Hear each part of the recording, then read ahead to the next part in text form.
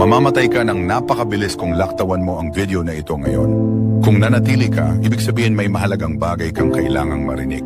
Umalis na ang lahat, pero ikaw ay nanatili. Ang ugali mong yan ay nakakapagpasaya sa akin. Ngayon, Ngayon may mahalaga akong ibubunyag sa'yo, pero bago ang lahat, itrato mo muna ang mga button sa gilid ng may respeto na ibinibigay mo sa iyong mga magulang. I-like, mag-comment, i-save, i-share, at higit sa lahat, i-follow mo na agad ang profile na ito. Mahalagang gawin mo ito para ikaw ay pagpalain. Kung hindi, mawawalan ang saysay ang pananatili mo sa video dahil ang galit ko ay mananatili pa rin sa iyo. Salamat sa ginawa mong yan. Alam ko na dumaraan ka sa mga pagsubok at minsan ang daan ay mahirap.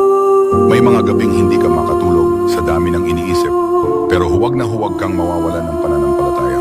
Nakikita ko ang lahat at malapit nang dumating ang tagumpay na hinihintay mo.